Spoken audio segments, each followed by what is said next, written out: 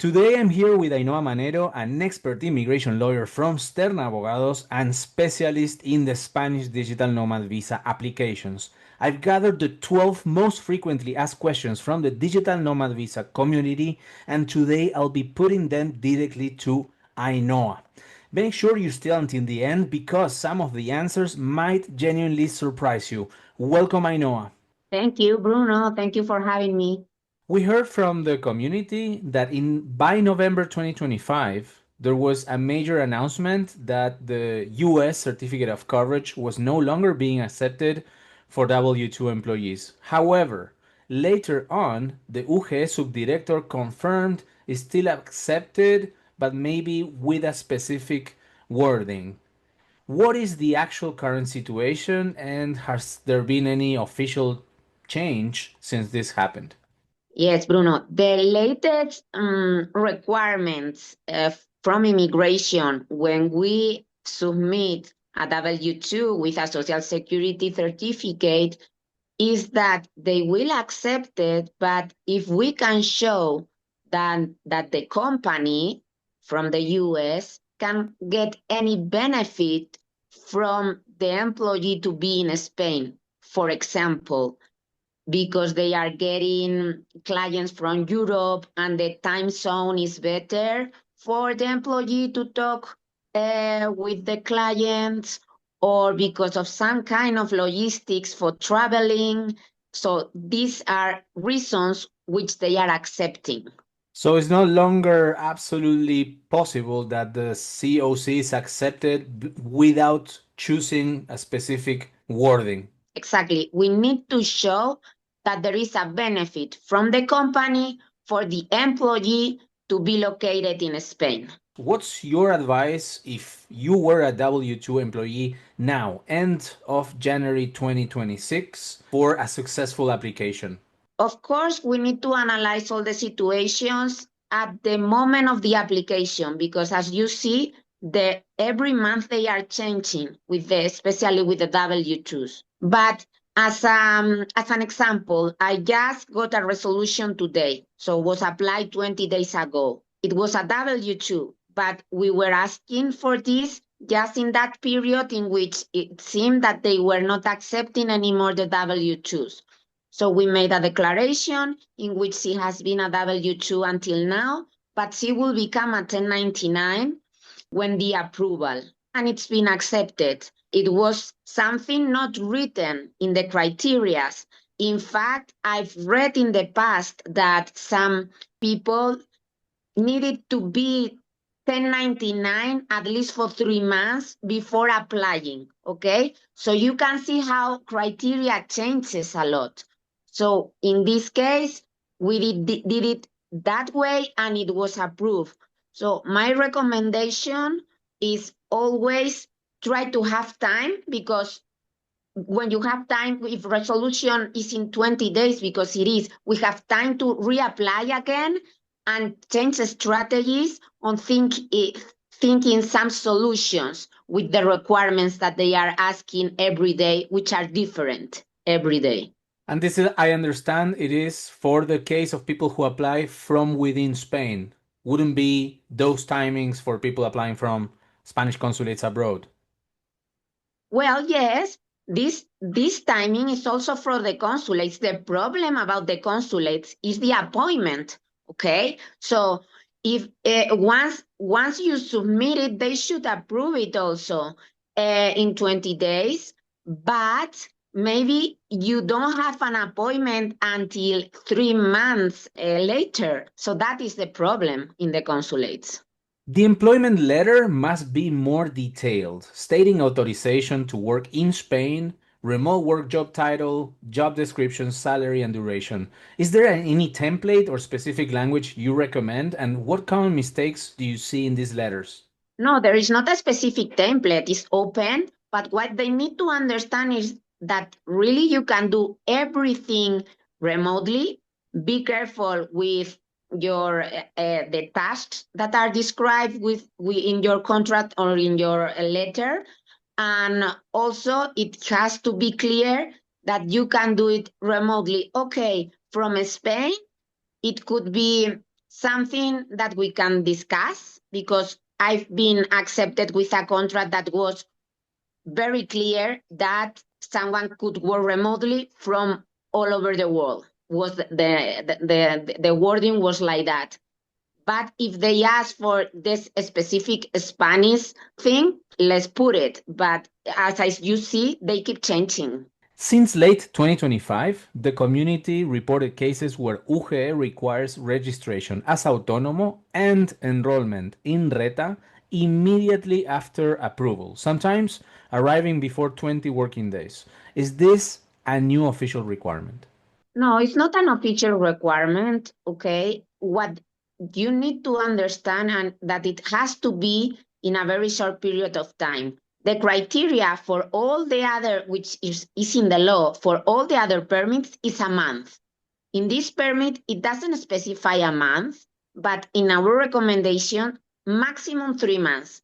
The most safe approach is 1 month, like in all the other permits. But I've done it in 3 months and I haven't had any problems, and we are already renewing those kinds of permits. So it should be okay. But if you want to be in the safest part, then do it in a month. So, what happens if you get approved for the digital nomad visa in a consulate abroad?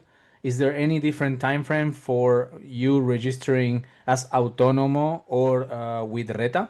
So this is interesting because the ones that I've done in the consulate, which have been less because I always recommend to come, they have asked me to register in RETA before coming. So it was very difficult for me to get it because normally Social Security needs the approval in order to enroll you. So it was very difficult, but I got it. I was able to do it. But if they don't ask for this in the consulate, which will be better if they don't ask for this because it's difficult, then no, whenever you enter, the same, from 1 to 3 months. Yes, I see this in the community. People report applying from consulates and having to get their RETA registration before arriving to Spain, and it seems a little bit of a catch-22 situation. I was going all around the offices. It was very hard for me. I got it, but every consulate was giving me different information because I tried to contact some other consulates to know what they were doing. That's why I recommend always, if you can do it from Spain, make it easier. So, for the digital nomad visa, there's two ways to apply. One is either showing you have a university diploma or showing 3 years of relevant experience. Mm-hmm. Talking about the requirement to demonstrate 3 years of experience has become more complicated lately and must now be shown through government documents. What specific documents do they accept? What happens if an applicant cannot obtain these documents from their country of origin? Well, I think that is not a difficult requirement. In the end, if you've been working for 3 years, you must have or tax declarations that could show that, or social security enrollments that they could show that. So in addition to payments, but if we are talking to about official documents, something from social security certifying that you've been working 3 years, so tax declaration will be enough. And in my experience, we've been able to get them without problem. Members of the community report that bank statements must now be stamped and or signed by the bank. Is this a new requirement? And how can applicants from digital banks that don't have physical branches comply with this requirement? It's strange. I do a lot of nomads and I haven't had that kind of requirement. This is very similar to what we say sometimes in non-lucrative. Maybe if they need something like that, go to the notary. You go into your bank in front of the notary, and they could verify and they could stamp that you are printing a real bank statement. There are rumors that company owners can no longer apply using contracts as administrators of their own companies. If denials are happening, what type of contracts should company owners or administrators use to apply and under which criteria? No, I do 80% of my nomads own their own company, and we haven't had any problems, but they are asking for a lot of documents. So when you show your company, it's not only showing your company, it's showing payments to your company to show that it's active. Showing if you have employees, that is not mandatory, but you can show that and they get it like something good. Showing investment of your company in something. So if you are renting an office, if you have softwares to work, whatever investment your company does to carry on their work. So it's not that they cannot do it with their own company. What they try to avoid is a company that is empty of activity. We also heard that applicants with regulated professions must present official degree recognition. Are these applicants requested to do a homologación or their titles? Can you comment on this?